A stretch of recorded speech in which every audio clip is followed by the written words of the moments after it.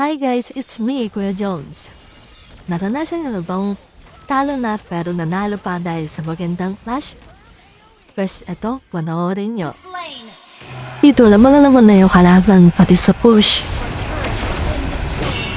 Kaya ang ginagawa namin, lip na lang talaga, nag-aantay ng mali ng kalaban.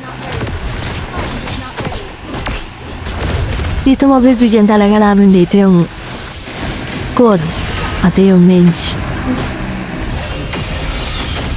Yan kaya medyo nakakabawi na kami.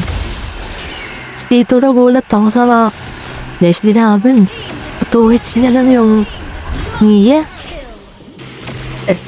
Etong part naman na to, nanggigil ako dito.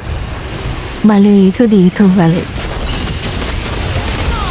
Parang may tiwala naman ako sa mga kampi ko kaya okay lang. Nakakabawi-bawi naman kami. Tuloy siya nasabi ko yung yung ganda ng Nash.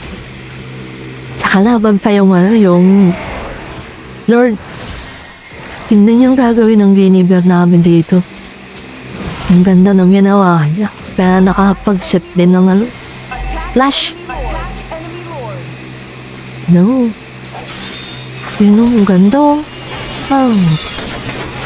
Yan na umas sila dito kaya ayun nanalo na kami. Tapos niyan. Tapos nahabol pa ng Leslie yung Aldos.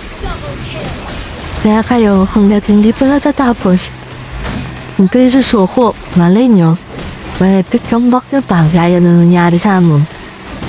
Yun lang guys. Thank you for watching and subscribe Kuya Jones Gaming. Thank you guys.